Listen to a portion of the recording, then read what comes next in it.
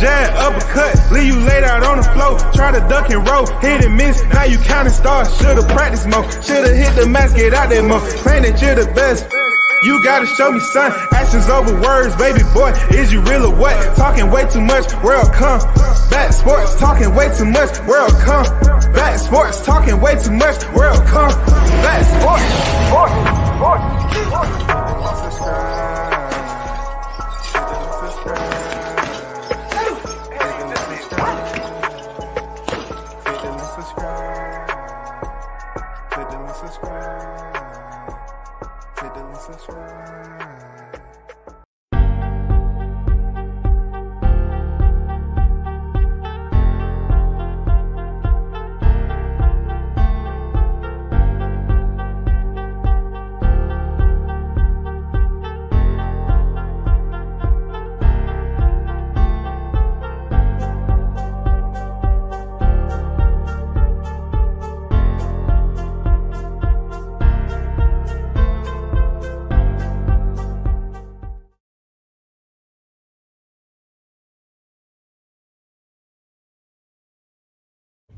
Happy Father's Day to everyone in the building. Salute and well wishes. Hopefully everyone is doing great. This is one of those days that, doesn't get as much shine as Mother's Day, but we appreciate it when we can get it. We'll take what they give us on this day. You know what I'm saying? We'll soak in all the love from those who appreciate what we are and our position. You know what I'm saying? What we contribute on a regularity. You feel me? We are that. Happy Father's Day to every one of you all fathers that's out there. Whether you had a kid that has since transitioned or, you are an example of a father. However, you plan a role in your kid's life. You know what I'm saying? Happy Father's Day to you. Happy Father's Day to all the fathers out there. You know what I'm saying? That's doing what they're supposed to be doing. This live right here, man, I know it's been a day or whatever. I just had some other things to take care of from the fight card. You know how that goes. You want to get the content out as quick as possible. Pictures take a little bit longer. But if you want to check it out, go over to IG. Hit a like here and there. And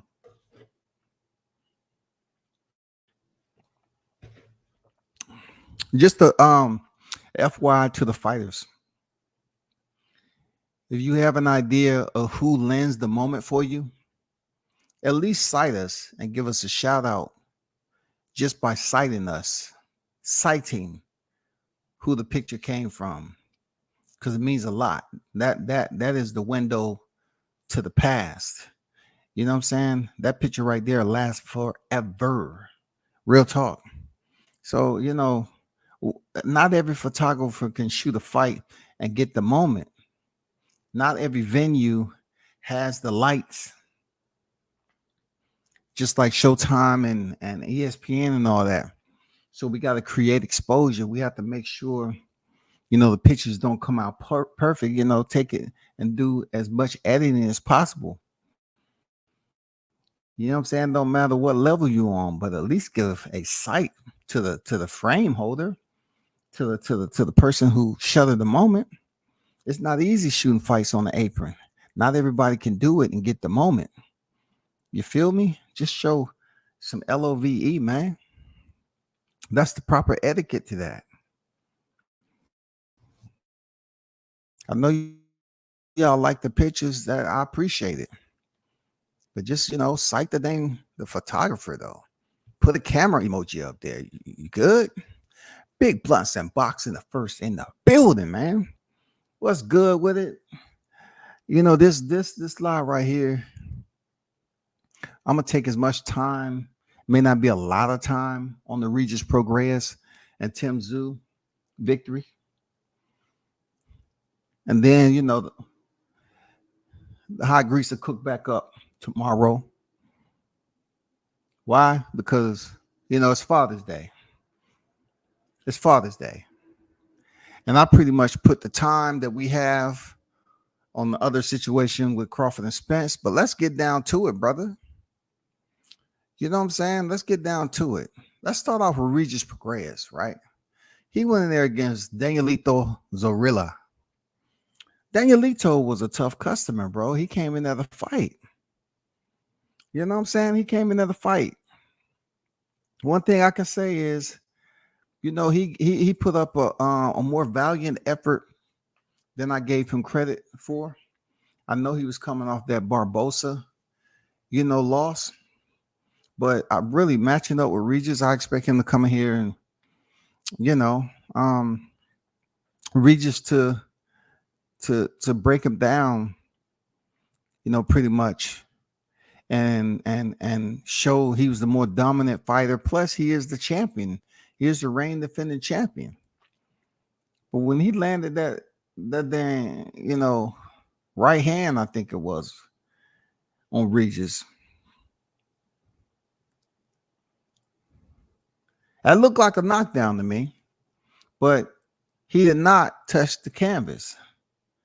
When you are using your opponent to hold yourself up, just like the ropes, depending on who's the third man in the ring, that can be considered a knockdown. But the referee did not call it. Lucky for Regis, you know what I'm saying? Regis held on. He had a damn good poker face. I tell you, Regis had that damn poker face on. Regis did not show any signs of being hurt, man. Like, he had that, and then he stood up. He just acted like it was nothing. Damn good poker face. But you can't put a poker face when you're doing gymnastics. It's not too many times I can see in life that I seen somebody about to do a motherfucking backflip and I see the expression on their face.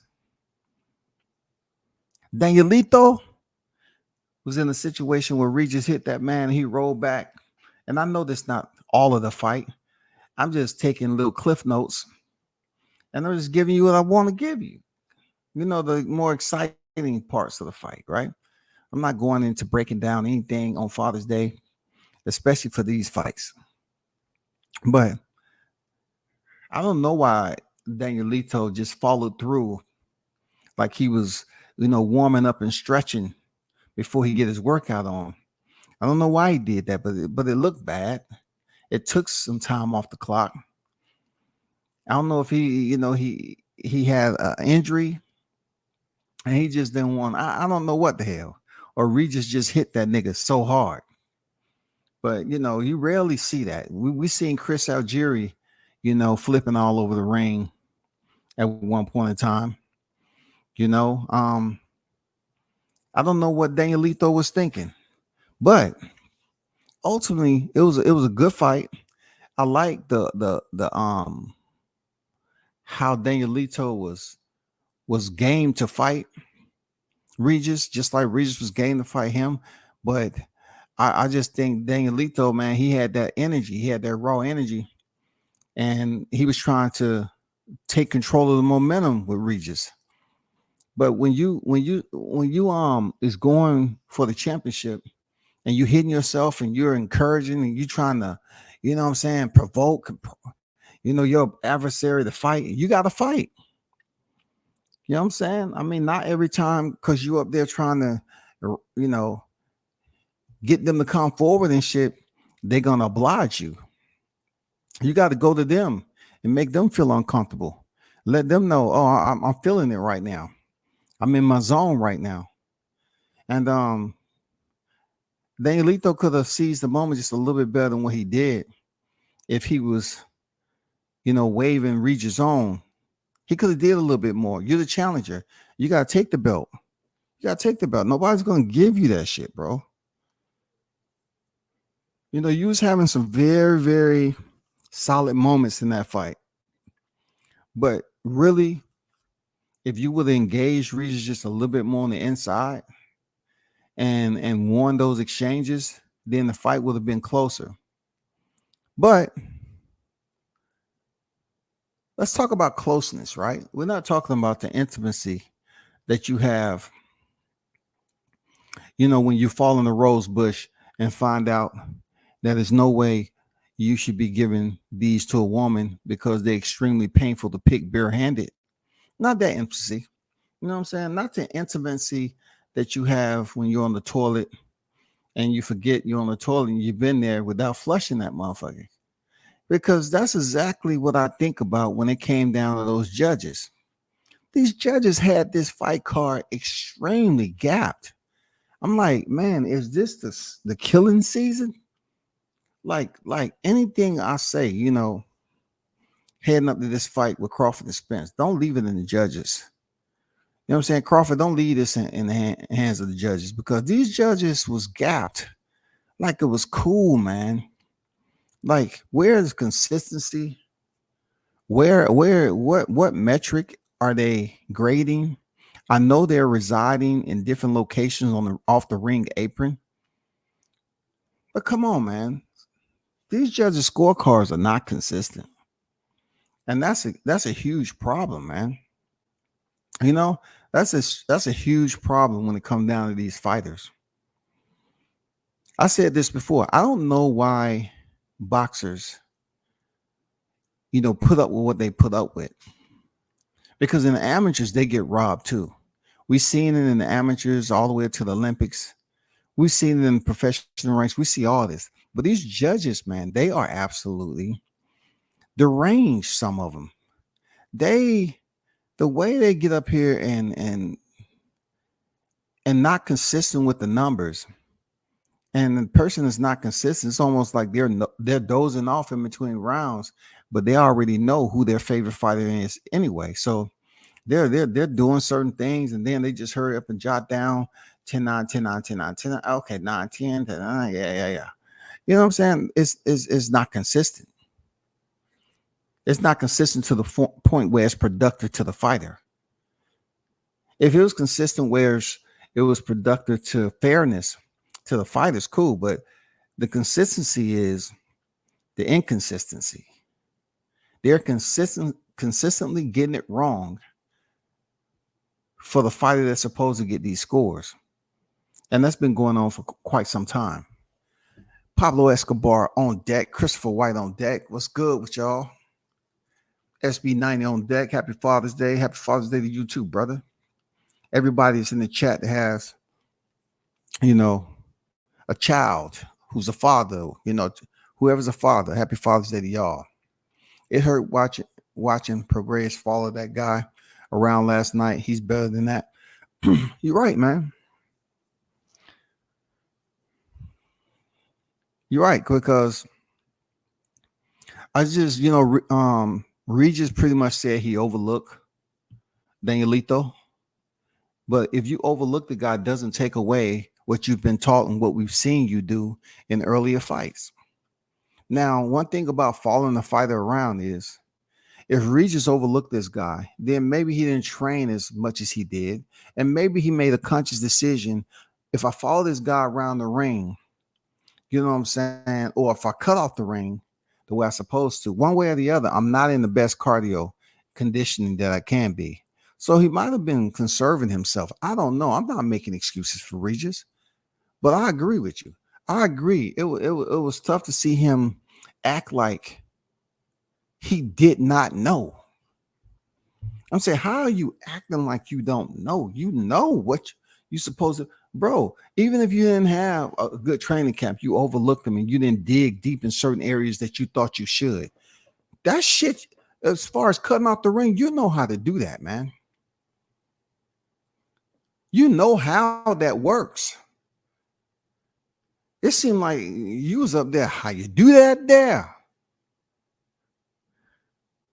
How you do that there? I'm like, God damn. Man, you putting people, like, you got people shaking their head when you trying to get notoriety, nigga. Like, you're trying to get some big fights. And then all of a sudden, I know it's tough, man. Like, okay, you had the title fight and all that. I get it. But Regis, it's just certain things that we don't supposed to see that's conduct unbecoming to you. When we see you go in the ring, there's certain things we shouldn't see. You know what I'm saying? Because we hold you accountable. You're a two-time champion at that division already. So am I saying you can't have a bad day? No, because I'm not the one lacing up. But I'm just saying, like, bro, it was moments in there where it seemed like you could have really, cut the ring off, you know, limited him resetting and landed some good body shots on this dude. When you had the chance to kind of slow him down. But if you're gonna let him have that space, if you're gonna allow him to dictate where he chooses the park at and dictate the pace of the fight and just exchange you at distance wherever he feel like it, knowing you're not going to give him any type of damn threat that he's looking for, just like you land that hand, that punch you landed on him that made him roll back on his shoulders. We don't know if it got his attention or not, because he felt like he wanted to wave you in and try to set you up with something. You know what I'm saying? But you could have nipped all that in the bud, man. You could have made a physical fight. Regis is Rugaru. You know what I'm saying? You like physicality. You like that shit. But the only thing that was hurting us is just you looking like you wasn't interested in going in there dominating this dude. And for a minute, it just seems like you was gonna lose your title. You know what I'm saying? But hey, the judges got it, scored it how they scored it, bro.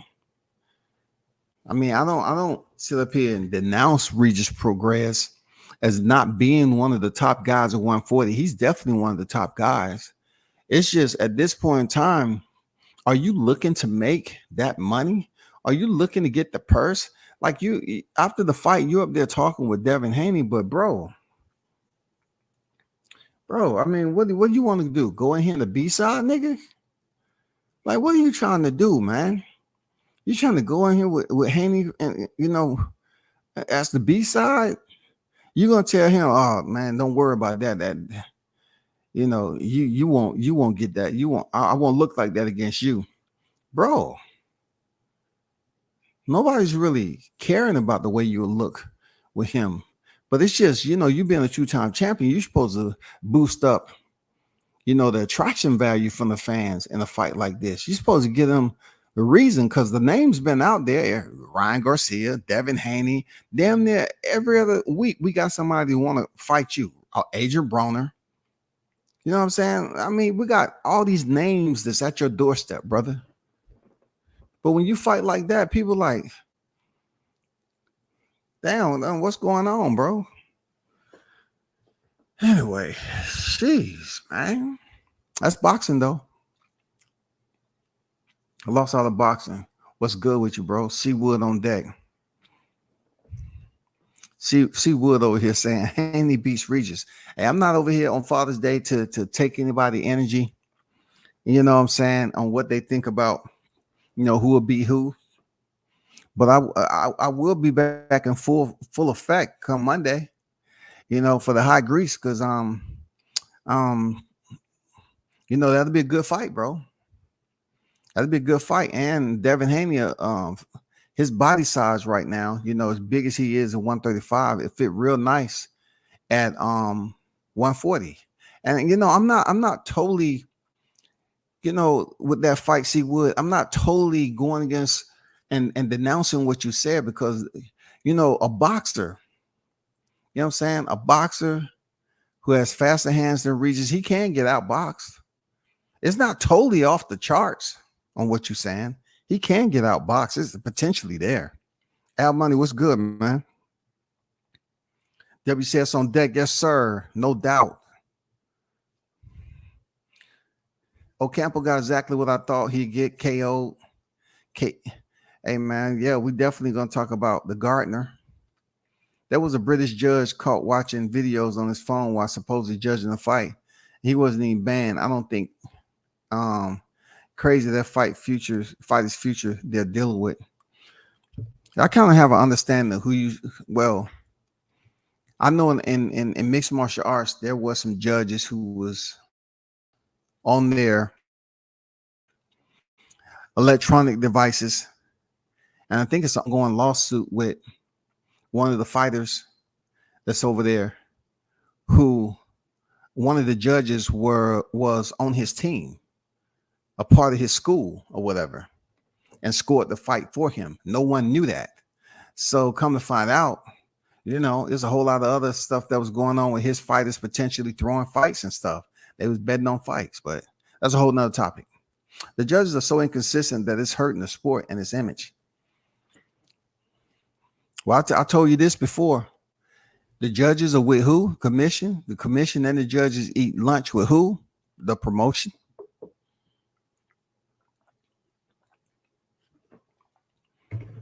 They eat lunch with the promotion, man. They already know who's this, who's that. But like you said, who's holding these cats accountable? They just willing to go in here and judge a fight just because they have the correct, credentials to approve them. They are hired for the job for that night. They already understand who's the A and B side. Yeah, it's messed up. Real talk. Reeves was simply unfocused. OG, he admitted to going out the night before the fight. Sometimes fighting in your hometown can work against you. Regis, at this point in time, if he chooses to squander his opportunity in remaining champion, right, and going in there with the fighter and taking his chances that, okay, I'm better than this dude, I can just go off. But still, you know what I'm saying? That's where it all comes into play. Discipline. That's why I asked Crawford in so many words, is discipline going to play a role? And I truly believe discipline is going to play a role in this fight. It is, man. I'm so sure of it. I'm so sure of it. I'm so sure discipline is going to play a role, because I learned a long time ago, that the inside is different. Your body operates inside. Inside is what keeps us living. You know what I'm saying? The inside is what gets us in shape. We have to always consume. It's what we put into our bodies. They always tell us that. Bro. It's all about what's inside. That basically allows people to see your performance value on the outside, especially at the elite level of professional sports. If you want to do any type of sports, you have to build yourself up from the inside with nutrition, supplements, vitamins, whatever you do, hydrating right, what you drink, all that. I just feel it's going to be that way. I feel that, if someone wants to go out, but yet you don't want to condition yourself and remain disciplined for the inside of your body, you in your hometown, you want to have a drink here and there. You say, oh man, I ain't worried about it. And then the people around you like, yeah, we know you got it, champ. We know you got it. We know you. And then you go in there and get hit and your ass drop. Luckily, you saw them two kneecaps right there in front of you. Like, oh shit. God damn. Damn, I ain't never doing this shit again. I ain't going out. God damn, it almost blew it. Regis almost got his ass a freaking count, bro. Real talk. He almost got the count. No doubt about that. But we can't give him excuses. If he chooses to put himself on that high level and he can skip, and go out the day before and not act like he Roy Jones, playing basketball the day before the fight and then go in there and fight, Eric Lucas, then hey, so be it.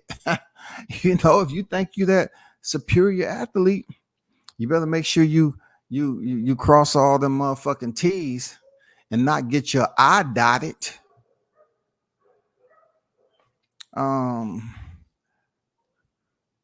Yeah, Aline, man. Just think about it. MJ and Aline, Salim. They both have lost recently. They was considered, the guys that was at the top. Salim, he Aline rather. I think his name Salim. I thought he was gonna be at that point getting that title shot. You know what I'm saying?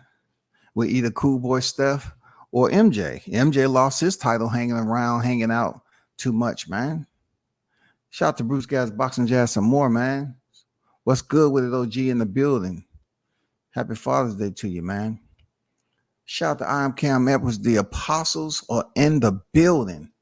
At WCS, I'm not fully sold on Regis after last night. He looked very beatable in my opinion. Somebody mentioned early in the chat that they believe Haney beats him. I'm not, going against somebody giving Regis the opposition for anybody. You know what I'm saying? Yeah. Look. I'm just gonna put it out there. Like, just take a look at it this way. You're on fight week, right? And same thing they said about Canelo. Canelo had not been home in a long time, and he didn't look as dominant. I'm gonna tell you, man, things like this happens all the time. It's a lot of pressure to be on the level that you are in life, and people look at you as you are. And for people to say, hey, come on now, you got plenty of time. Man, you're going to beat that guy. He's nothing. It's easy for them to tell you that because they're not the ones going in there with you. It's not no tag team, World Wrestling Entertainment tag team. Hey, man, I got these 2 rounds right here. I'm going there for 2 rounds solid. I got them. I seen some openings. I see some shit. I do, man. I see some shit. You know what I'm saying? Just like goddamn Blu-ray. I see some shit. Just like Mikey. But I hear you, Cam. I mean, you have every right to be doubtful of Regis Prograis based off his performance. I totally get it. And, I have no resistance on that whatsoever. Why? Because as a fighter, when you place yourself in that position to look subpar, when you're supposed to go in there and show people, yeah, I'm ready for a bigger name after Danielito. I'm ready for a big name. And you go in there and look like you struggling a bit, get caught with a hard shot. And, luckily for you, you had just enough of that staying power to goddamn hold on to those motherfucking legs. Else you going to get the count, buddy. You was about to get the count. Al Money, salute my G. Shout out to Shaw News, the Sauce Experience, aka Showtime Shaw, man. Team Tucker, you already know. July 1st, they're back in the building, man. Shout out to them on deck. These are facts. July 29th, Undisputed Welterweight Clash is going to show that. Yes, sir. I'm just sure. You know what I'm saying? Like, you can't play catch up with everybody. Like, I tell people this. You can take it for whatever it's worth, man. I'm not trying to sit up here and convince the whole entire masses. You know what I'm saying? It's impossible to do that. But what I do know in life is it's certain things you can play catch up with it. It's certain niggas you can go in there and square up with on the elite level that you don't have to be 100%. It's just Bud ain't that. He ain't the one. That's all. You can put all the stuff in your body, and then now it's time to get in fight camp, and everybody want to ooh and ah. I thought I was dealing with a bunch of cats that follow boxing, but they still up here talking about size. They up here talking about Bud look like a little brother. You know what I'm saying? I'm saying, I thought y'all covered boxing though. I thought y'all look at what a person got on. Cambosis looked taller than freaking Tszyu when they was weighing in, but he had those extensions, those shoes that had like a motherfucking 2-inch sole on them. Yes. You know what I'm saying? It's called sizing them up. Do you look up and down at what Spence? I did. That's the first thing I did when I seen him. I wanted to see what he was wearing, all the way from the head down to the feet. And I noticed he had on some like shoes that we consider boots or whatever that made him look a little bit taller than what he was. Good shit. But still, with that said, have we not witnessed bigger boxers coming in there and getting beat up, broken? Haven't we seen that? Don't we see it in the heavyweight division all the time? I don't know. People tend to just overlook like the heavyweight have gaps. serious weight gaps. But they say, oh, that don't matter. That's heavyweight. It's still weight. I mean, how bad did Zerto look against Canelo Alvarez? How bad did he look? How bad did Rolly look against Gervonta Davis, man? Hold on, he actually said he went out Friday night. Yeah, man. You know, if he want to go out in his hometown and, you know, have that mentality, say, you know what, guess I can take this dude. I'm good. You know. But Regis knows better. He's experienced, man. Regis is experienced not to make those mistakes. He's very experienced, man. I got respect for Regis. You know, these boxers got to have a bad day here and there. But let that bad day come because, you know, you weren't able to do something. You were limited in doing something in training camp outside of your scope. You know what I'm saying? Outside of your scope, like an injury, something that you couldn't prevent, that just happened out of nowhere. But don't go out and just because you know you feel that you'll be okay, you had a good training camp, you go out and you have a little some here and there and the other. You know, just ask Keith Thurman how that worked out for him. They said Keith Thurman was out in the AM in the casinos. He was in the casino. And he think he gonna go in here and fight a Manny Pacquiao. Well, you know, Manny Pacquiao is supposed to have been old anyway and damn near in the graveyard of boxing. But he had one last fight when he fought Keith Thurman. If he overlooked Danielito, guess what? He's gonna have to figure it out. If his next fight is gonna be somebody moving up from 135 or whoever the case may be, then so be it. Regis had a really bad performance and got dropped. I see why his nose was crooked. Yeah, man, he slipped up. You know what I'm saying? He got caught slipping up too. You know what I'm saying? And mostly in those moments, you want to go in there and not let anyone know that you went out the night before. You don't want to let them know that you didn't take this guy all the way serious because you was just banking everything off your skill set, your experience, and just your overall athleticism. I think Regis was going off that. But that dude was much more physically strong than he thought. You know, his technical skills was sharp. You know, his tech skill was sharp. And also he had a heart. He wasn't on the yellow brick road with Dorothy up there trying to find a motherfucker. Take me to the wizard. I need some heart before this fight. Regis scare me. Oh, that wasn't it. Yeah, man, they be partying for real, dog.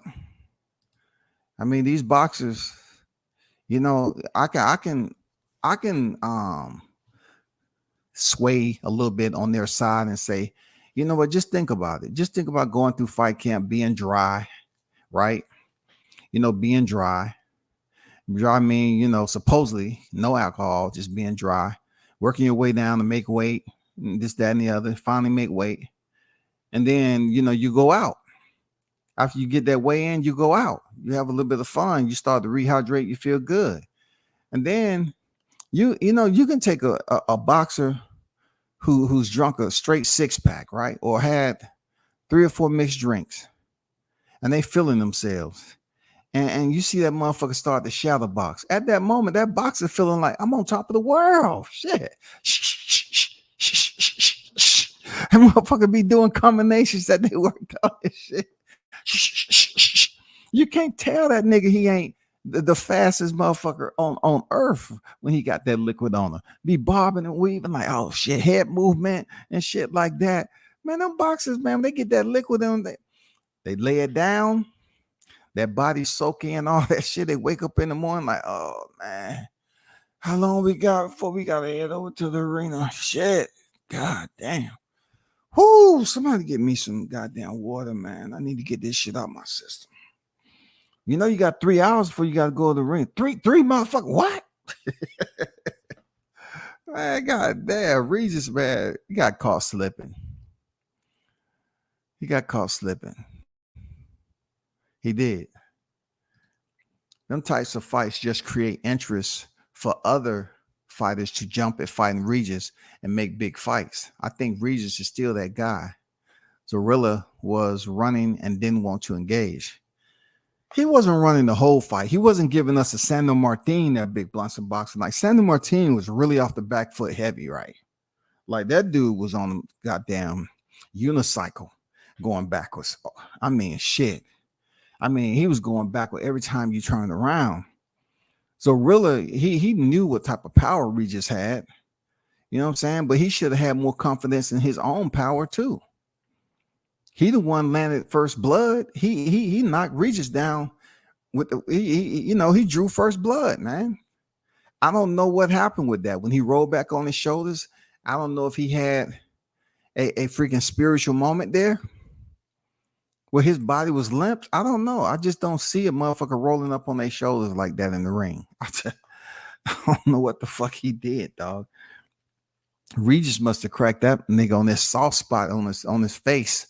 And he couldn't stop his shit from rolling over, dog. Like, damn. But he told the world he overlooked that dude. He said he was on Bourbon Street. Man, not Bourbon Street, dog. You know, god damn. Like, I'm telling you, man, you find any boxer, right, that might go out and have a little something before the fight. You know, or any boxer in between fights. You put some liquid in them, the motherfuckers first thing they start doing is shadow boxing, dog. You know what I'm saying? They the fastest motherfucker in the world. Man, even the motherfuckers that's retired, they be like, oh man, I think I got it, dog. I think I got this shit. I think I'm going back to the ring. What you think of my form, man? What do you think? My jab, man. My shoulder's good now. God damn. It's the best my shoulder ever felt. You know, when I was competing, damn, shit's always sore. But now they forget that they real, liquored up. You know, they liquefied. You know what I'm saying? They got that courage, man. And their punches seem like it's faster than what they really are. Retired motherfuckers be talking about going to the ring. The ones that's already active, they talking about, man, I think I'm ready, dog. Shit, fuck Canelo up, bro. I'm telling you, bro, I fuck Canelo up. Dude, what are you talking about? You're at 135. Man, come on, man. You think what you think my weight is right now? Right now, you're like 170. Okay, then. Man, he walked up here, I'll fuck him up. That liquid courage ain't no joke, dog. Motherfuckers be coming up with stories, bro. Motherfuckers be coming up with stories, man, that they feel that they can beat up the world, man. People talk about size. Look at Willard versus Dempsey. Yeah, man. Look at Rocky Marciano. Rocky Marciano used to go in that motherfucker and take 3 punches just to get his one. God damn it, get his shit destroyed. Just to land that right hand. Old Susie Q. You know what I'm saying? What was the other boxer? I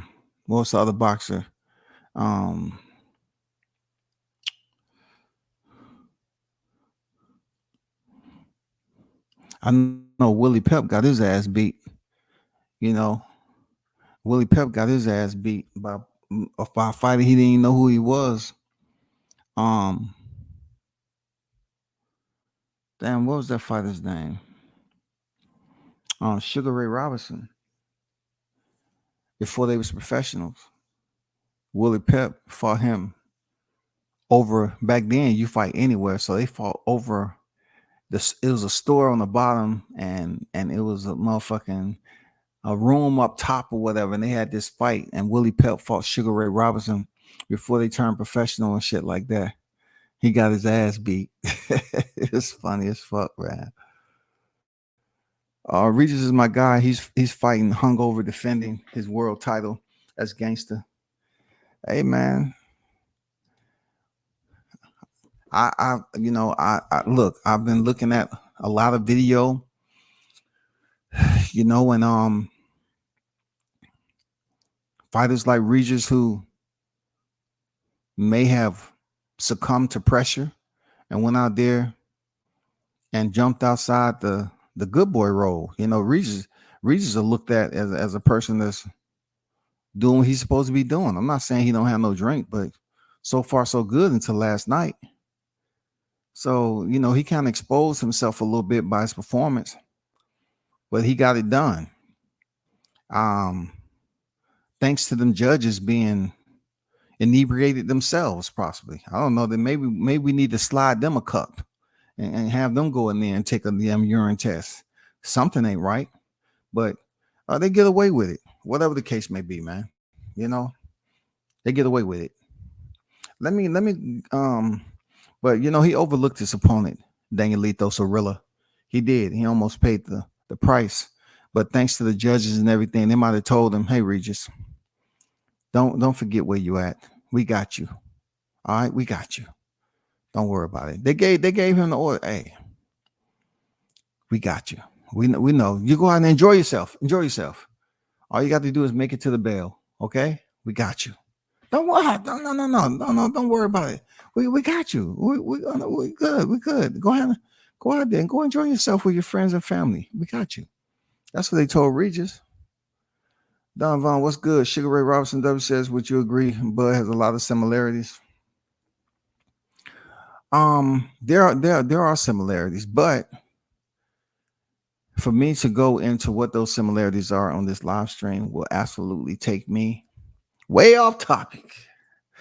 And I haven't even started to talk about the gardener himself. You gotta let me get to the garden there, Don Vaughn.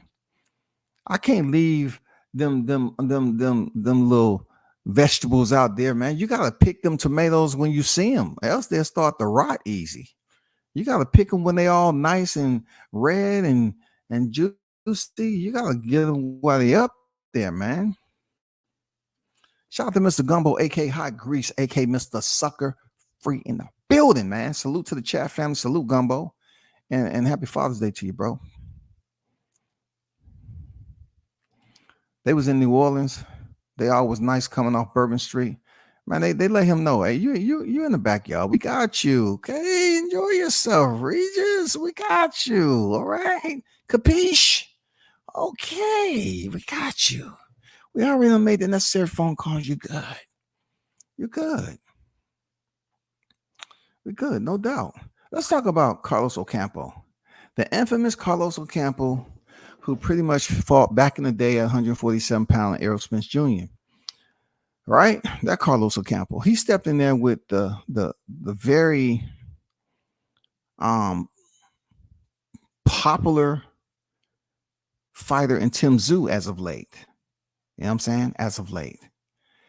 His fight with Terrell Goucher, he looked okay, but he did what he did. He earned a victory. Then, going in there with Tony Harrison and really destroying Tony Harrison. I didn't see that coming. I actually thought we was going to get maybe the Charlo-esque Tony Harrison, but the nuance just wasn't in the air. And he destroyed the man. Good Lord. I say, okay, Tszyu, he talking his shit. What's my motherfucking name? Tszyu. Ooh. What's my motherfucking name? Tszyu. I guess Tszyu wants y'all to sing along. You know what I'm saying? Tszyu went in there against a Gardner. He's nothing more than that. This dude, after losing to Errol Spence, he went in Mexico for like 12 fights. And then he came back and he was skipping around and he stumbled upon a piece of paper that was balled up on the ground. He said, who would be out here littering like this? He picked up the paper and opened it up. It was a contract. It was a contract for him to fight Sebastian Fundora. He said, I've been waiting. This is my opportunity since Spence. I've been waiting. He signed the contract, balled it back up, and left it right there where he found it. Finally, he got the email, say you fighting Sebastian Fundora. And this is the Sebastian Fundora who has had some very good success, you know what I'm saying, prior to Carlos Ocampo, right? Carlos Ocampo goes in there and give us some goddamn Bourbon Street. I've had 10 drinks already on an empty stomach. I'm fucked up and don't care what I'm watching on TV as far as boxing. Tszyu went in there and he was just engaging. We waiting for the Tower of Inferno to burn this motherfucker down. No. Carlos Ocampo going round for round and some shit that really didn't look that physical. I'm like, what the fuck? So he beat Sebastian Fundora. You know what I'm saying? I was like, okay. He's walking down the street just from a hard run again. He see a motherfucking paper. He say, this can't be the same piece of paper I seen last time. He opened the bitch up. He say, do you want to fight Tszyu? Both of you all fall in March, right? Both of you fall in March. Are you ready to step in there? Both of you all to be on really a short window. Will you be able to do it? Shit, Tszyu just happened to have a pen on him because from the last time he picked up that contract, Sebastian Fundora's name was on there. He bought a pen with him, signed that motherfucking, ball that paper up, put it back down there, and just kept walking. You know what I'm saying? Now he goes in here with Tszyu. I'm just saying, people say that, you know, he was at the theme park. He was doing zip lining, out there eating, having a good old time. You know what I'm saying? He did some skydiving activities. You know what I'm saying? He even went to the local rodeo. You know, Tszyu was really having, a good time. He was a B-side, of course. And he finally stepped in there with Tszyu. You know what I'm saying? Carlos Ocampo stepped in there with Tszyu to get his ultimate shot. This right here would have got Tszyu right back into title picture. And he would have went in there with the infamous Jermell Charlo. He would have basically destroyed any chances that Tszyu had of reliving his father's heyday. Because Tszyu has made it perfectly clear when he fights Jermell Charlo, it's going to be Tszyu and Judah all over again. And I thought to myself, I say, damn, what better Gardner to do this than Carlos Ocampo? If they couldn't have picked another Gardner, come on. Carlos Ocampo? This dude has been in sweltering heat picking the produce out of the garden. Come on, what better person to go in there with a man beater like Tszyu? Tszyu goes in here and smashes this dude in the first round. To my surprise, I'm distraught. I'm saying to myself, no way, not Ocampo. He doesn't go out in the first round. And I said, you know what? No. I remember when he did in Texas, but that was at a lower weight class. And then I said to myself, no, he hasn't been the same since then. Because Errol just broke that man down in the ring. He haven't been the same. So what I automatically did, I said, okay, since he ain't been the same since Spence, and then he went over to Mexico, he was still broken, came back, really didn't fight no high position. I started taking away credit from Tszyu from that knockout. I said, no, Errol Spence broke that man. You know what I'm saying? Errol Spence broke that man. He wasn't the same. So he looked the same way he did against Errol Spence when he got knocked down the first round. So I say, okay, I'm just going to charge it to the game. He's an overrated fighter. Fuck it. Carlos Ocampo went in there, and I swear to God, look, I swear to God, man, some of the shit Ocampo was doing in there, man, stop it. I swear to me, and Carlos Ocampo, somebody would have ran to the parking lot. His car probably still was running.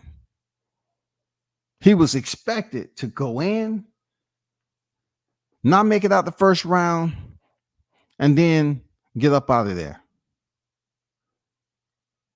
You know what I'm saying? Like that shit was trash, all that shit. But I'm taking nothing away from Tszyu, bro.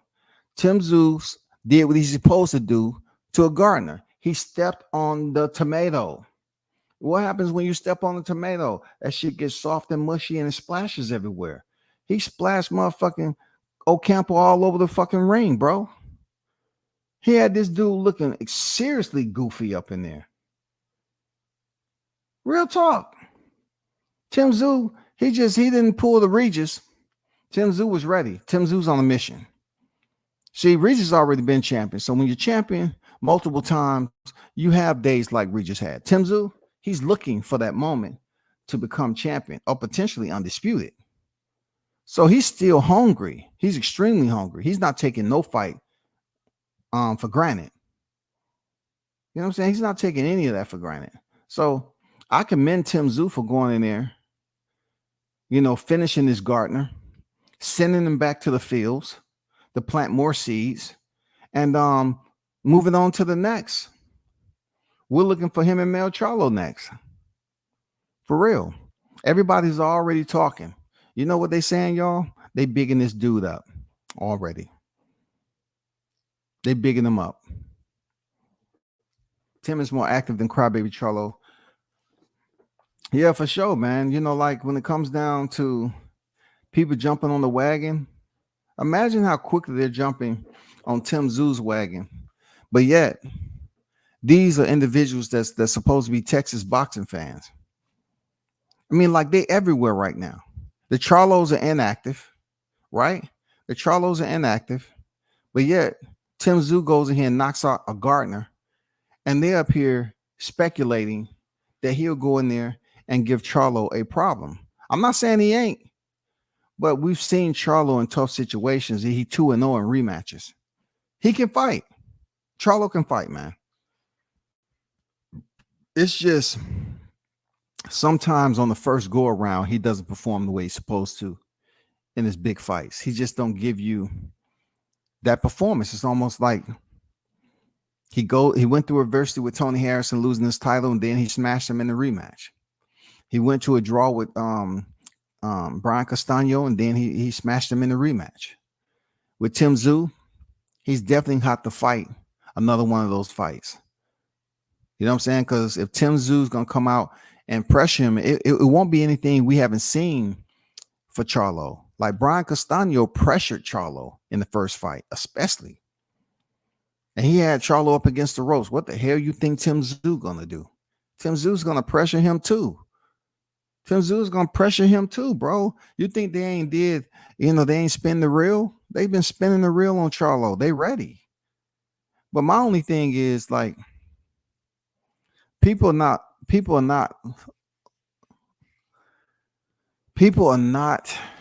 looking at it for what it is with Tim Tszyu.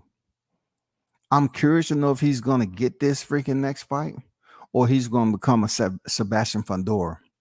Because we already seen Sebastian Fundora do a title eliminator and all that shit, and he couldn't get the title shot. And then he ended up getting knocked out. Next in line, you got Tim Tszyu up in that motherfucker. I mean, is he going to get the title shot? Or he going to have to fight somebody else out the Carlos Ocampo? Is Mel Charlo ready? I mean, this is going to turn out to be a good fight, but I already see the boxing fans switching. If you with Charlo, stay with Charlo, man. Don't switch up now. They up there jumping on Tszyu because they feel that, Tszyu's performances, they want to celebrate this man. That's typical boxing shit right there. Shout out to Haynes Legacy, man. What's good with it, brother? Salute, happy Father's Day. Yes, happy Father's Day to you too, man. Salute to you and the family. Hope everything is well. Absolutely. Appreciate you pulling up. Well, I'm looking at this fight, man. Did it do anything for Tim Tszyu to get the next shot at Jermell Charlo? Because he's been inactive for quite some time. So in that case right there, I'm saying he shouldn't need a tune-up on the way back. And I hope Tim Tszyu is just not waiting at the door for that phone to ring and say, okay, you're up now. I mean, he should already be up. But that Carlos Ocampo fight, it was just flicked, man, as we called it growing up. That shit was flicked. It was extremely flicked. Watching Carlos Ocampo in there, man, he was just looking flicked as all get out. He didn't have time to do that, volume punch output and just looked like the punches wasn't even really landing. He was just letting his hands go. And, Tim Tszyu lined him up real nice. Very, very accurate. Very accurate. And he pressured him the right way. He did everything he's supposed to do, man. I'm saying salute to him. I mean, it's hard not to like Tim Tszyu, Like his father, not, it was hard to not like him. I mean, it was easy to not like him. He just gave you that kind of aura, but his son, nah. Tszyu's cool cat. Charlo was trying to be an asshole in the Zoom meeting and get the dude and talk shit. He's like, hey, I don't know what this is for. We have to fight at the end of the day. You talk to me like this. It's nothing. It does nothing for me. It does nothing for me. Why you have to be all angry and upset and just so grubby? You know what I'm saying? We have to fight. Just wait till the fight. Be mean all fight. We settled it inside the square. That's all you got to do, bro. The WBO has ordered the fight between Tszyu and Charlo to happen by September 30th. If it doesn't, Charlo will be stripped. Yeah, but they have to fight though. I did see that. They have to fight though. You know what I'm saying, Blunts? They have to fight, man. They keep on being postponed. He has to fight that dude. Tszyu is a dangerous opponent for Charlo. He's dangerous, man. Tszyu is a dangerous opponent for Charlo. Tszyu is not Jason Rosario. You know what I'm saying? For real. He's a dangerous opponent. And he has decent power too. And he loves pressuring. But the one thing about Charlo, he's handled fighters who pressured. Brian Castano came out there with a similar, offensive strategy that he did the first time because it worked. And Charlo made the necessary adjustments in camp, him and DJ, and he handled it the way he's supposed to and broke that dude down and stopped him. So we can say that Charlo's been in that type of storm, and he did very well, man. There was moments in there where he did get wet, but he did well. Real talk.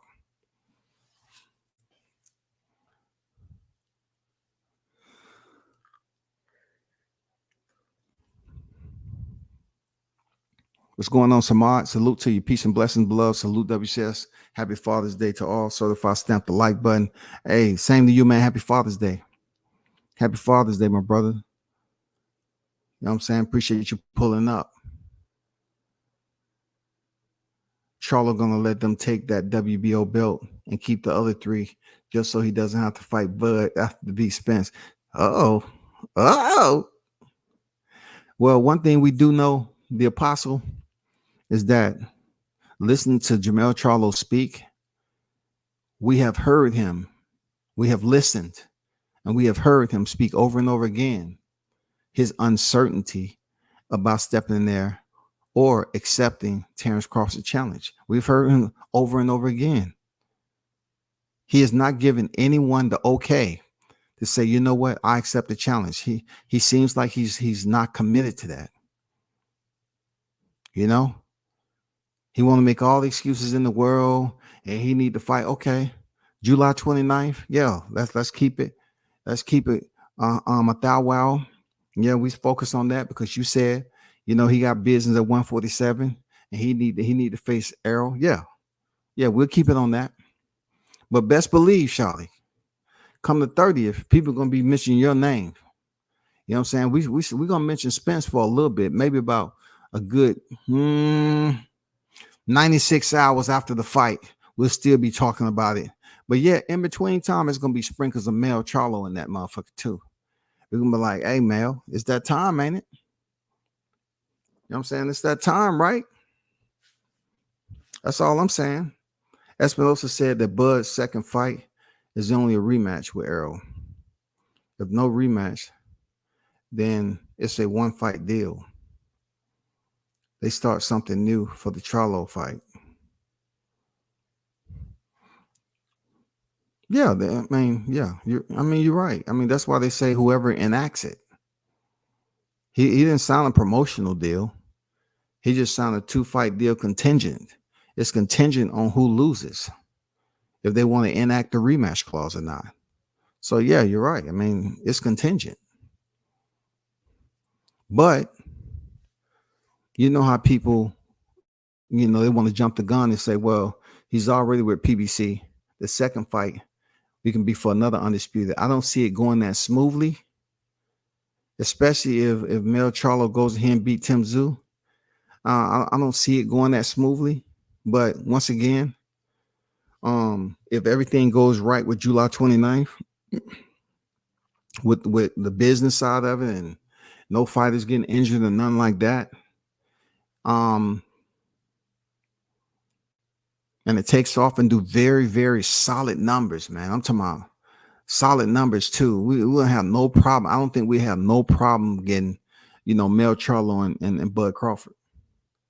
I don't think we have no problem getting that, because we know Mel Charlo, he really can't sell ice to an igloo for real. Like he can't do none of that shit. He can't convince them that ice that he's trying to sell them that's alkaline in that motherfucker, and that'll keep them on the hunt long. You know what I'm saying? They'll have them trying to fight a polar bear barehanded with this alkaline we got in here. Like, this water is different. Y'all can hit a polar bear in the motherfucking grill after drinking one of these waters, and it's going down. It's going down, man. You know what I'm saying? Charlo ain't did no numbers. Him and his brother had that pay-per-view on the same weekend. Travesty. So, if that fight did go down, obviously Bud would be the B side. I mean, the A side. And Charlo would be the B side. Real talk. So it's just up to them over there making a fight. And we don't want to jump the gun, though, Cam. Blunts. We don't want to jump it. We don't want a false start. You know what I'm saying? We want the remaining days, which I believe is like 41 days. We want that to continue to tick and motherfucking talk. You understand me? Tick and talk. Tick tock. Tick tock. Tick tock. Tick tock. Tock. Tick tock. Keep on ticking away. We need to go ahead and get these pages inked up real quick. You know what I'm saying? And make this fight happen. Time is of the essence. And shout out to Bud Crawford too. I've seen you doing all these interviews and really promoting yourself from the window that you had when you was in town. Really showing your fight fans that you once again leading the charge from the front. I like that. That once again you're showing your fight fans you're leading from the front. You took control. No wonder you're the favorite. You know what I'm saying? They say you're the B side, but the betting odds is in your favor. You're the smaller guy, but it seemed like you heavy on the favorites when it comes to the betting odds. I mean, just shit ain't adding up. You know what I'm saying? But yeah. You know what I'm saying? That's where we at with it. You did your damn thing with the Breakfast Club and Sway Universe, and you did your thing at the press conference. They say they smoking bud, and I heard you go there just a little bit. You say we don't smoke or drink over here. You went there, and you should have went there a little bit more, because they announced you as a 2-division champion. See, right off the back, they wanted to get you, they wanted to get you mentally distracted there, bud. You know what I'm saying? They didn't even pronounce the opening correctly and give the public your credentials the correct way. It's almost like the 2-division would mean that you was a champion at 135 and 140. There was pretending like you didn't exist at 147 pounds. But I guess they might have been smoking on bud before the press conference, huh? You know what I'm saying? Somebody was smoking on something. Somebody was smoking on something, because when I heard that, I'm like, nah, that ain't no mistake. That's intentional. You're trying to say this man don't exist at 147. We're not even going to recognize your division. We're not even going to recognize your 3rd division. Now, me, you know how I always like doing process of elimination and troubleshooting. I said just maybe what he meant by 2-division is the undisputed. And now he's fighting for undisputed 47. So they might have been including the 140 pound, 147 pound division, and just maybe they left out 135. Just maybe they left out 135. I'm thinking they might have just mistakenly left out 135 in my Brian Custer voice. WCS, you're really reaching.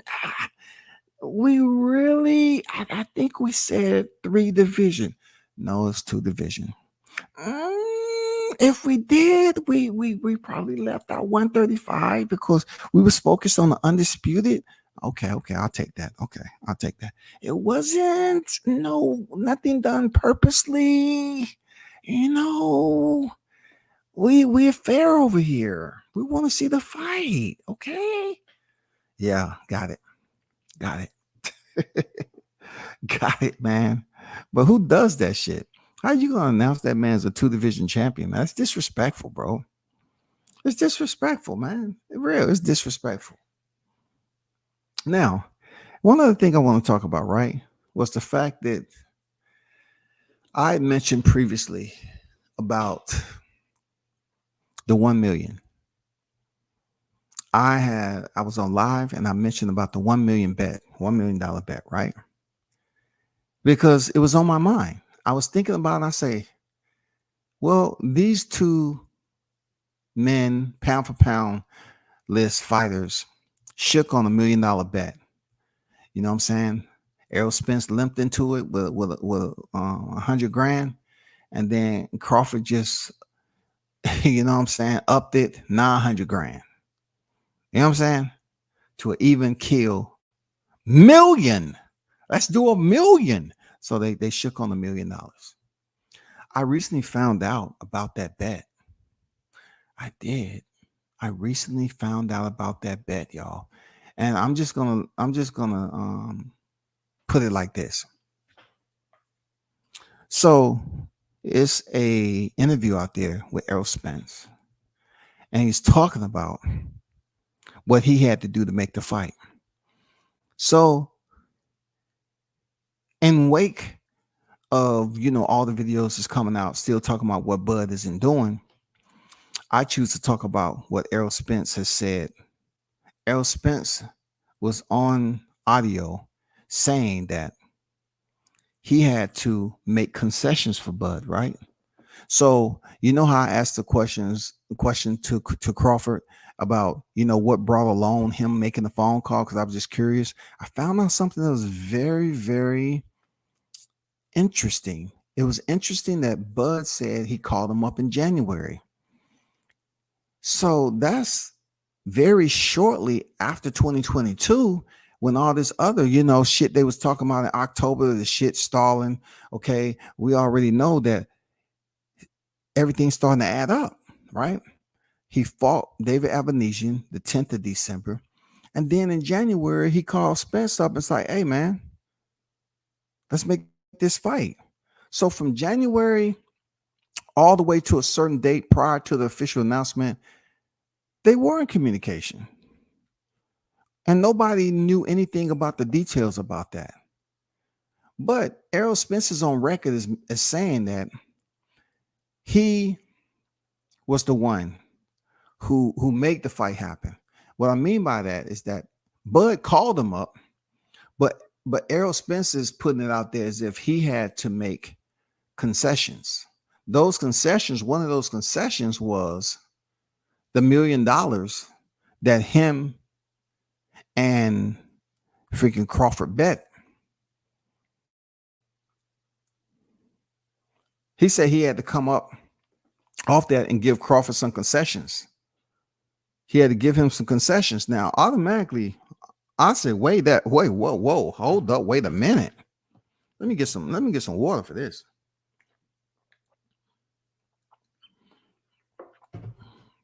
I said, hold up, wait a minute. Hold up. Are you trying to tell me Errol Spence had to make concessions for the guy who they say they're moving funny? He's moving funny, right? He negotiated in bad faith. I guess he's not negotiating in bad faith with this. Errol Spence is on record saying that he had to make concessions for Crawford to make this fight. So therefore, The $1 million that they bet, it was one of them. And I'm saying to myself, God damn it. Are they going to speak about this? This is something negative on Crawford's part. Are you going to speak? Why would Errol Spence provide Terrence Crawford with a concession, especially $1 million concession on the bet that they made? Why would he do that? When asked about the fight itself, like, you know, how did it get made? And he put it out there. Now you can't say Errol Spence is capping, because this is not the first time he put it out there. He said that he had to make concessions for Crawford. And I'm saying to myself, why though? Why you had to make concessions for Crawford? He moved funny. He negotiates in bad faith. You're trying to tell me he has you in the clinch already? He had you in the corner. You know what I'm saying? Before the fight even start. Come on now. We got people up here talking about you should get 20%, bud. 30%, bud. But I'm like, how can you get out of the David Avanesian fight? You know what I'm saying? Go through the new year, allow these fools to talk what they talk about the fight, and your glove was fucked up, and you should be investigated, and you a dirty fighter, and you had to cheat to beat David Avanese and all this other shit, right? And you're trying to tell the people that you contacted Errol Spence in January to get the fight talk started, and that once y'all was in talks, you had to make concessions rather. Not only that, one of the concessions was $1 million. Are you trying to tell me is that what I'm hearing? Quite opposite than what we've been hearing. Also, the lawsuit. Somebody want to hear about the lawsuit. The lawsuit with Top Rank is still active. So Bud Crawford did put that out there that he couldn't speak on it because it was still active. It was still active. And lastly, this right here, right? It is a fact that internally to the YTC, there's a very musty odor that's going around. I'm talking about musty odor. Him took a motherfucking bath in days long, many moons. I'm talking about skunk musk, donkey piss musk. You know what I'm saying? It's a musty odor that's going around here when it comes to Bud Crawford's name. You know why? Because every time he says something good, like if you listen to the interviews he did, it wasn't the same rehearsed, responses that he gave from the press conference, right? To the look from the ESPN press conference to Breakfast Club to Sway Universe. It wasn't the same response. You know what I'm saying? He's speaking from the heart, and he's saying what was naturally what's coming to him, right? So, taking that in consideration, people are trying to claim that they want to overlook something that Spence said. Spence said that Bud Crawford was a great fighter, right? Y'all heard that, right? He said Spence said Bud was a great fighter. He said it was a great fighter. Great is of an extent, amount, or intensity considerably above, okay? Above. We're talking about elevated, levitated, above the normal or average. Extent, amount, or intensity considerably above the normal or average. All right. Of ability, quality, or eminence considerably above the normal or average. Right. He's been on record as saying that Bud is a great fighter. Bud is a great fighter. But when it comes to the YTC, that's when the delusion kicks in. That's when the deficiency takes over. the selective amnesia, the early stages of dementia, all the shit that I have prognosed for these individuals out here. Bud has said nothing negative since he's been on this press tour. It's been professional, and he people want to ask, why did it take so long? Why did it take so long? Well, it doesn't matter why it took so long. The whole part of, the whole reason we here right now, the biggest part of we here right now. The fight is taking place right now. Well, what do you mean? What do you say about his weight? He's weighing so much. That really don't mean anything. As long as he weigh what he's supposed to weigh on fight night. I mean, on the weigh-in. Okay. But there's a snippet where certain people are calling Bud disingenuous. And I'm not going to go too far in depth, but they're calling Bud disingenuous because he said he's been a fan of Errol Spence. Now, when you say you're a fan, like I always say, you know what? I have no problem saying I'm a fan of the fighter. Like we have a lot of content creators that are a fan of fighters, right? So if Bud said he was a fan of Errol Spence, right? That can mean many things. You know what I'm saying? That can be many things. He's saying he's a fan of Errol Spence. Me, in my imagination, I'm a little bit off the marker.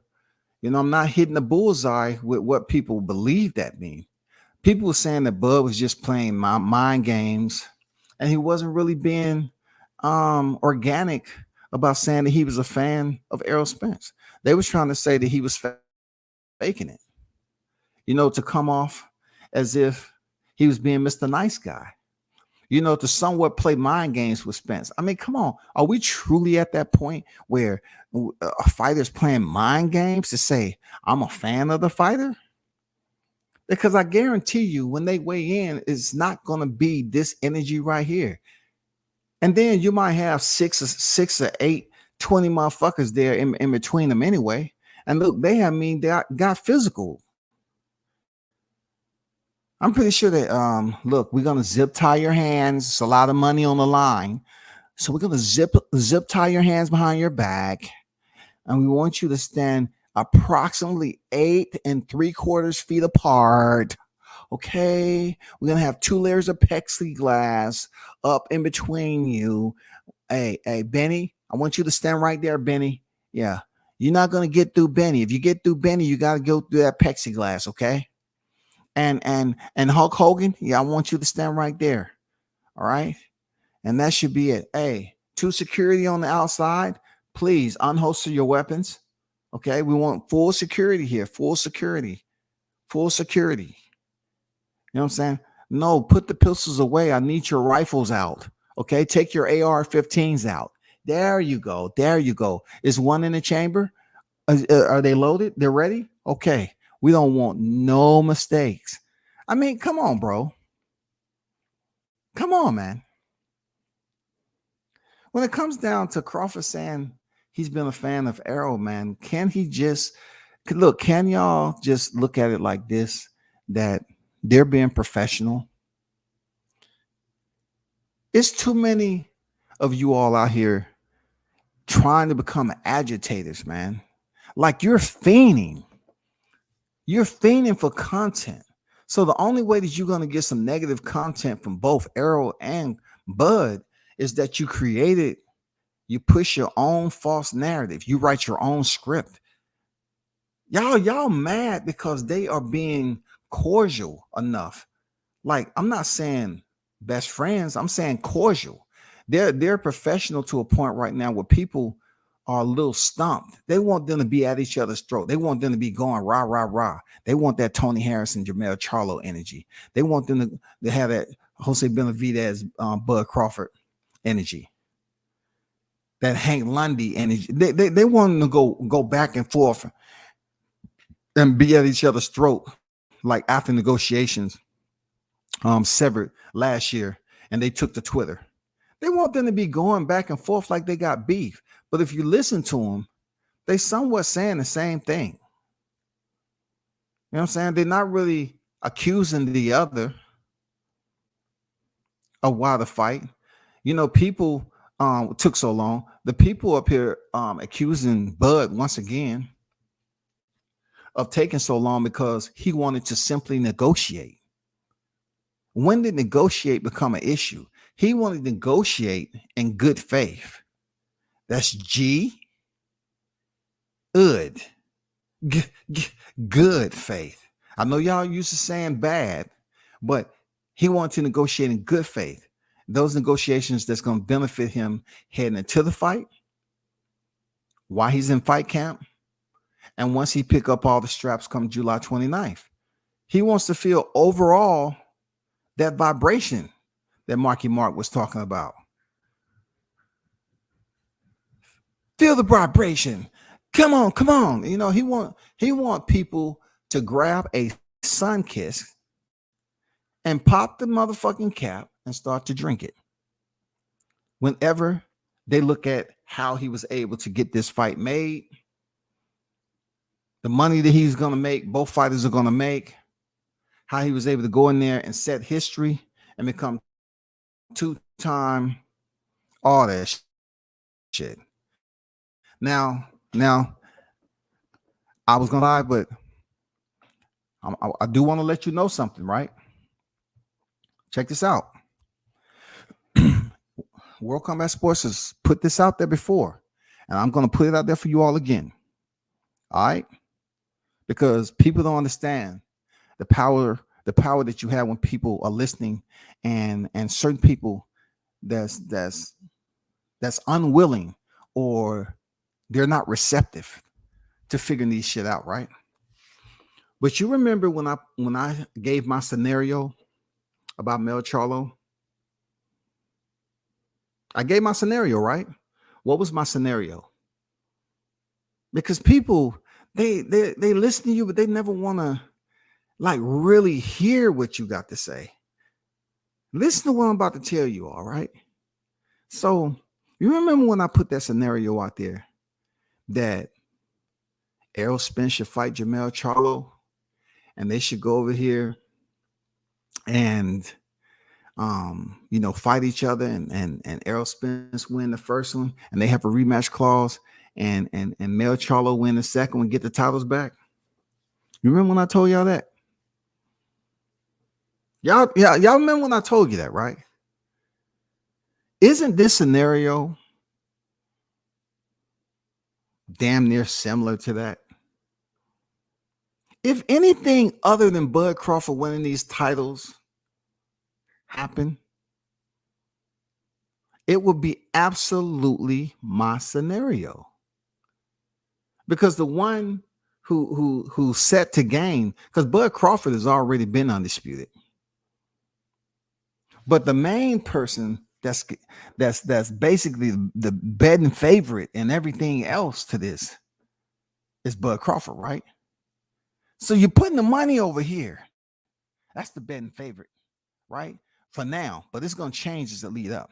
But they have a contract with the rematch in that motherfucker that has to be taken care of this year. It has to be taken care of this year. It's somewhat similar to what I was saying with Errol Spence fighting Jermell Charlo. They have a rematch clause that is damn near automatic if the person enacts it or whatever. Like I told you before, people have gotten butt hurt. You know what I'm saying? They had to go in there and get the extra thick pads to put down there because they was just spotting all over the place. But I've told people, I say, I don't see any way, shape, or form of Errol Spence beating Terrence Crawford. I don't see it. I'm blind. And they get so angry. I'm not just saying that I don't see it. When it comes to the discipline, when it comes to the work ethic, when it comes to, even Errol Spence missing the interviews and saying his plane, and he had to get back to start cutting his weight. They know they're on a short window. So for me, ability-wise, I'm not saying this fight may end from one of the fighters throwing the fights. It may be a controversial decision whether the titles change hands, and then they go into a rematch and the titles change hands again. It may work out that way. But I'm just saying, it's absolutely what I mentioned before. But I mentioned with Errol Spence and Jermell Charlo. But it seems like this the way they have this contract right here is somewhat similar to that, because it's a mandatory rematch clause in there. Just like I said, they put a mandatory rematch in there for Errol Spence and Jermell Charlo. If anything funny fuzzy happened in this fight, then you would know I wasn't bullshitting you. Then you would know I wasn't bullshitting you. Because the amount of attention that I got when I went to that weigh-in, negative attention, boy, PBC, that space, I call them the space. That's it. They want to be more important than what they are. But that's where I'm at with it. I put it out there again. We'll see what happens July 29th. I don't see Errol Spence beating Terrence Crawford, period. I don't have to have a look. They say, well, you're not being objective. I don't have to. You don't control the way I think. I don't have to be nothing. I don't have to be fair about this shit. Like, if you go up there and you think Errol Spence is gonna win, yeah, I don't have to do breakdowns. I don't have to do. You think I'm gonna go through umpteen amount of freaking breakdowns on a situation that I can't predict how it's gonna play out? Well, how do you think it's gonna happen? Why? Because every time you say that, people have a problem with what your breakdown consists of. So you can talk about over and over again the strengths of Errol Spence, the strengths of Crawford, the strengths of Crawford, the strengths of Errol Spence. You can go over and over again, but we don't know how those strengths will be delegated once the bell ring, y'all. We don't know the shit. So why continue to talk? Errol Spence got a jab. Okay, he got a jab. Then how many jabs he gonna throw in the first round? Huh? He gonna throw 1,000. If he did, he gonna break some brackets. I mean, what we gonna do? Automatically talk about, jab. Crawford's power. You know what I'm saying? His movement. All people want to do is continue to talk about. Well, they pretty certain Spence is gonna. Spence even said it himself. He said they're gonna be thinking to themselves how I break this, how I keep breaking them up. You know what I'm saying? How I break his face. Now he's pretty much orientated on breaking a fighter up. Because he broke up Danny Garcia and Yadina Sugas. Bro, you in for a problem, man. Point blank period. You in for a problem. You cannot cut corners. You can't automatically get mentally dialed in to someone who's already been mentally dialed in way before now. A person who's back in the gym after David Avanesian. You know what I'm saying? You can't play catch up with this guy. You ain't gonna be able to play catch up with Crawford, bro. That's why I'm gonna stick to where I'm sticking to. I don't see any way that you're gonna do it unless, outside interferences that's out of the control of Bud Crawford interferes with this fight, which this is a great possibility that may happen. It's a great possibility. You never know. This is a huge fight. Don't drink any water unless it's from your team. Don't drink any water. We ain't trying to do the water shit. You know what I'm saying? So far, so good. They've been on tap with everything to every fight camp. But this fight right here, just like I said for Deontay Wilder, I'm going to tell Team Crawford the same thing.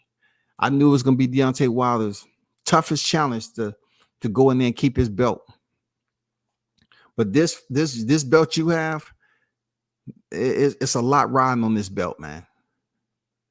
And just like I said about that contract, that rematch clause, you know what I'm saying? And being that the person can enact that rematch clause, it has to be by the end of the year. Exactly what I laid out there to make money twice. So can something happen outside of these two fighters? Yes. We always have the judges. We always have the referee. We just seen what happened with Barroso. Don't act like some stranger shit may not happen. Come on, man. We don't see. Look, these are elite fighters. These are the elite fighters. You don't think it might be an exchange where a fighter may get hurt, and we've seen them in other situations where, okay, they can survive. So maybe the referee, depending on who it is, may split the fight and then go over there. You okay? You okay? Buy them some time. You okay? All right. What color is my hand? You know what I'm saying? What color uniform am I wearing? Okay, the guy up there in the 16th row. Do you know him? You know what I'm saying? It may be any freaking thing to stall and create time. You know what I'm saying? We've seen it happen before. It may be the fighter that, you know, that's on the wrong end get hurt, and they turn around and the referee wave off the fight and shit and look at the fighter, and the fighter looking at him like, man, what the fuck are you doing? But remember, the rematch is automatic. So people are not going to be tripping as much as you can. See, that's the one thing about it. When Spence lose, all the aerosexuals going to do is come over here and say, well, he got a rematch. Let's see how you're going to do on the rematch. No, we ain't talking about the rematch, nigga. we talking about history. We talking about history, bro. You know what I'm saying? We talking about history, bro. Eskimo said Bud's second fight is only a rematch. That EJ made a big mistake. He pissed Bud off with a few of his remarks. Bud was smiling. Then he started saying, all right. Energy shifting. Bud said, if he gets out of line, so EJ said he's getting out of line. He said EJ said he's been getting out of line his whole life. And see, I like the fact that he said that, because he continued to let people know that he is a knucklehead at the end of the day. You know what I'm saying? He can be a knucklehead. And look, who am I to place judgment upon him? Because yeah, I can speak of him because he's a boxer and I'm speaking about boxing, but I did things out of line in life. So I'm not speaking from a personal reference just to hype up anything with Bud, because Bud, he seems to do very, very well with turning on the kill switch when it's time. You know what I'm saying? But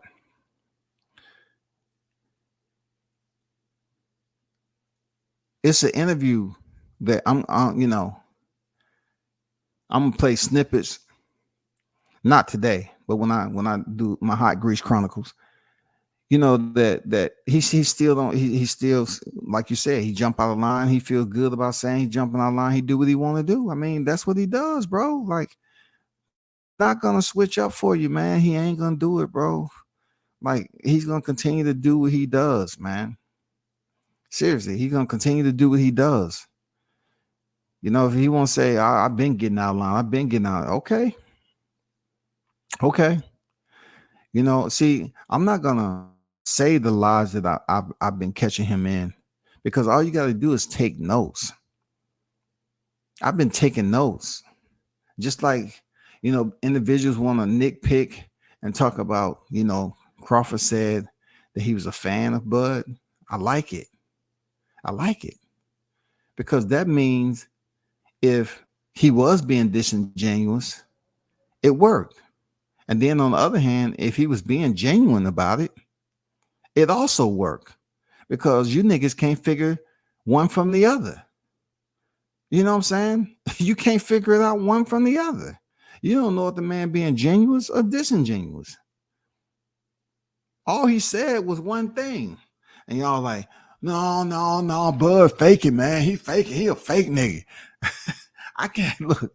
The negative shit they say about Bud leading up, man, he a fake ass. But man, come on, bro. The man said that he been a fan. But see, they're not talking about what Spence said. They say which one of his fights do you consider great or something like that. You know, Arrow said, I consider all his fights to be good or great. You know what I'm saying? He's a great fighter, this, that, and the other. And, you know, none of them cats want to talk about that shit. That is Spence giving a compliment to Bud.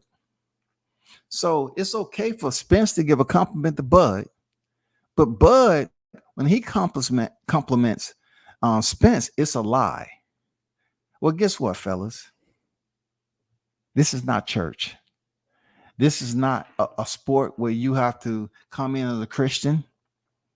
You know what I'm saying? You have had to be baptized a total of 13 times, dispelling the myth of trichodecaphobia. You know what I'm saying? You needed 1,000 hours of preaching, and from a congregation no more than 25 parishioners in attendance. You know what I'm saying? That's not what boxing is. Boxing, you can do anything and everything and come in this motherfucker and learn how to damn remediate boxing technique and become something special. Oh, we've seen it before. But if Bud Crawford say anything, oh man, it's basically automatically, unequivocally false, rehearsed, disingenuous. But Errol Spence said all his opponents are good opponents. He was talking about Bud's resume, all of them. That's the contrary to what we hear in the YTC. You know, I ain't bullshitting. Omaha Incredible Hulk, don't make him mad. Shout out to the 2-time undisputed champion. July 29th, Bud Crawford, aka First Ballot Hall of Famer. You know, let me post that up there, you know, because that's essentially what I'm thinking. That's essentially what I'm thinking right there. You know what I'm saying? I call him the Omaha Monster, but the Hulk is a monster, ain't he? You know what I'm saying? When have you ever seen a big green motherfucker that can jump incredible heights? And he used to be the average man, you know, from David Banner. He turned into the motherfucking Hulk. See, the one thing about Bud, I don't think he has that alter ego like that. It's just he is his alter ego.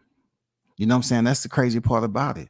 So when he does flip on that switch, you know, you ain't gonna see him rip out of his trunks and shit and get all big. He's just gonna do it at the size he at now. That's the wild part about his shit. You know what I'm saying? He can do that shit in its entirety when it comes to mortality. You know what I'm saying? He can go in there and win this fight with Spence just based off what God blessed him with. I'm telling you. And I said again, bro, you can't play catch up right now. You can't play catch up like that. All this faking the funk and all the other shit you was playing. Oh man, I can go in there and dog walking, bro. You can't play catch up with a person that's driven like this, and his demeanor the way he is. He know he's doing everything he's supposed to do outside the square. But now you got to lock in to something that you don't want to lock into, and the aerosexuals know that, man. They just want to ignore it. That's all that is, bro. Not to go too in depth and put this on the back end of Ocampo, but I'm just saying they look at it like they want to ignore everything. You know, even though their fighters talked about the drinking and all that, they want to ignore it because it takes away. It basically dilapidates how they're trying to speak so high of Errol Spence. When they talk about shit he's already admitted to all the time, they just want to keep it on, you know, masking over it, acting like it never happened, looking at him, his physical appearance, and act like he doesn't have any ailments on the inside. He does, man. It does. And all the shit you're doing on the inside will be exposed come July 29th, man. It's going to be exposed, bro. You know what I'm saying? It's going to be exposed, point blank, period, man. You know what I'm saying? This concession that they made in the contract, I'm going to be honest. I don't know why he made that concession for Bud. I'm going to go off the strength that Bud is a damn good negotiator, but I'm not sure why. If Bud hit him up to make the fight, why would you turn around and say you had to make the fight? If Bud called you up to make the fight, I guess the price yesterday wasn't the price today. So y'all had to pretty much come up with some, you know, some new negotiation, which is good that both of you all are potentially set to receive 8 figures. That's good shit. But I'm just curious about why he said that he had to give him concession.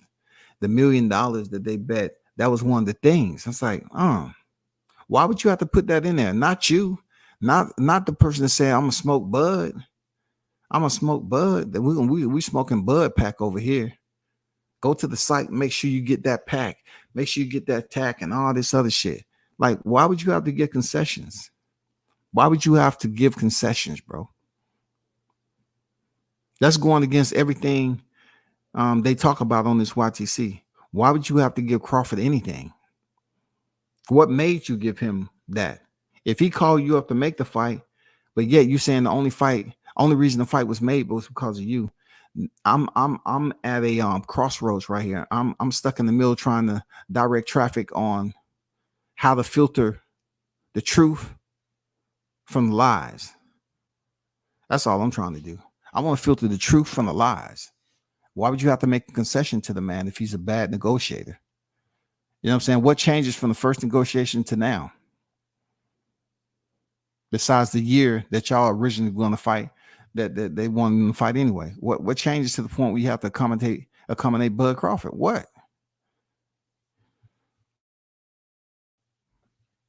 But man, y'all hold it down. Have a happy Father's Day. I'm not gonna stay on here too long.